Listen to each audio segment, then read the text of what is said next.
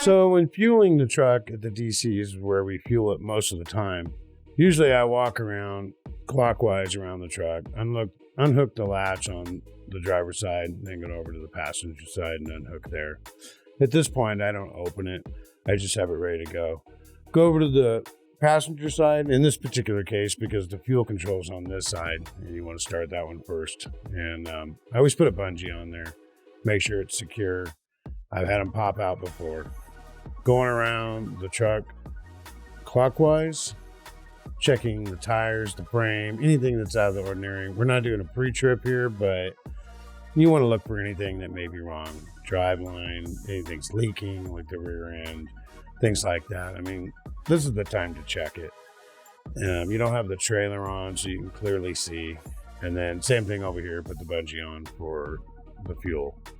And so when lifting the hood, you want to use your leg to bring the hood open. You really don't want to use your back or your arms. And I'm just going to put your weight into it and use your leg and your knee. I start out on the driver's side. I check the oil. And then while I'm there, I'm looking at the fuel filter because you got the glass, fuel thing there. And you can see basically your brake setup, brake pods. You get a good view of the tire, backside of the radiator, the hood, all this. Before I go to the other side, usually I'll do the DEF at this point. And our DEF pump is, it doesn't always shut off like it's supposed to. So it's not something that you want to leave unattended. And so I'll just stay with it and fuel the whole thing up. Top it off. There wasn't much needed here this time around. So just topped it off. And then make sure you button that up and close it up before you start moving on to the other side. So once on the other side, start washing the windows. Well, at this point, I'm washing the windows, but I'm looking at the turbo. It's pretty critical area. It gets a lot of heat there. It expands and contracts like a lot. Anything that does that could potentially have problems. You can see if there's exhaust leaks anywhere where there's a joint or where it connects two pieces together. Just check the whole thing. You got your air intake over there. You've got some air lines on the firewall. And you can look at the inside of the radiator, the hoses, different things there. Just look at everything. Like I said, not a pre-trip, but you're there. Just look around. You get really used to seeing how everything looks and if something's out of the ordinary. Same thing with this side over on the driver's side. Just as washing the windows, maybe look and see if anything's out of the ordinary, anything leaking or just anything out of the ordinary. And now's the time to catch it when you're in the yard. We have our shop there. If you catch anything, you can just take it right over to them and be like, hey, I found this thing. And you never know. Sometimes it gets fixed really fast. The shop's pretty good. All the shops are really good. Doesn't matter which DC you go to. I've always had good luck with them. So back over to the other side, I end up filling up the window wash. This time of year, right now it's summer, the end of summer, no need to have anything below 32 degrees rated. So pretty soon here, I'll be changing that to below zero. Otherwise, you try to use the window wash and it will just flat freeze up immediately as soon as you hit the button. And it's pretty critical with all the sand and cinders and stuff they put on the highway. The window just gets absolutely filthy. So when I put the hood down there, I just pushed it down. And just let it go on its own. You really don't want to try to hold it back or give it resistance. You could land up screwing your back up or something. There's no need.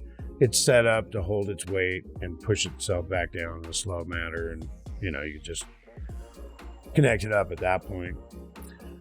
So generally, I don't top it off to where it's overflowing, but I do, give it that extra. And when I'm done doing that, first thing that's going to happen, it's going to dump fuel all over the side if you just pull it straight out.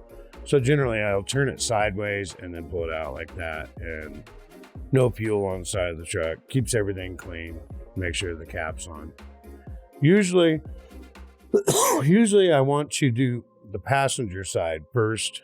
I want to end it take that line or that hose out first, because when I come back around, then that's the side I get in on, and to take it off, then, I'm less likely to forget the thing in there. But in this particular case, the control side of the fuel is over on the passenger side, and you can't turn that off first, otherwise it just shuts the whole thing off.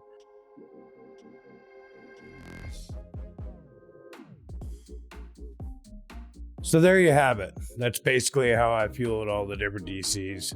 We don't exclusively fuel at the DCs, but we need to try to for sure. I mean, fuel is expensive. The DCs are able to get the fuel cheaper. And so usually that's our priority, to do that first. But as far as the procedure goes, I mean, it's basically that. There's no hard set rule on, we're doing a pre-trip or everything has to be exactly like this. I mean, the idea is that now's your time to check all this stuff over. I mean, you're out on the road, you're driving, you're busy dropping and hooking and doing all this other stuff. You got a lot to do. You need to look then too, but I mean, this is the time where it's calmer. Like I said, the trailer's not on there. You can see things like down to the drive axle and, just all kinds of stuff there. The more light coming in. And actually, the fuel island has probably saved me quite a few times, where that's where I've seen that nail in the tire, or that's where I've seen, something wrong with the brakes or whatever. And thought to myself, well, I looked right at that, but apparently, down on my hands and knees, or it's dark, or there's a trailer on it, for whatever reason I missed it, and then I see it in the fuel island. So, I mean, it really is your best time. But, in the old days, you guys are probably tired of hearing that, but seriously, in the old days, when I first came to Walmart, the shop, they had people that they had out at the fuel island there, and you can either pull up to the fuel island and then you just give them the keys and sit there and do whatever, and then they fuel it up, wash your windows, check it over,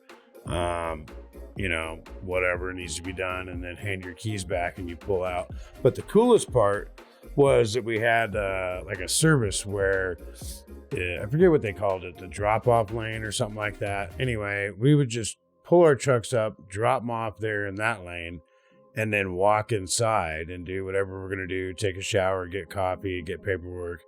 Generally, by the time you get back outside, they've already fueled it, washed the windows, checked the oil, and then moved it over to the ready line, just with the keys in the ignition ready to go. I got to admit, that was pretty cool. I did like that.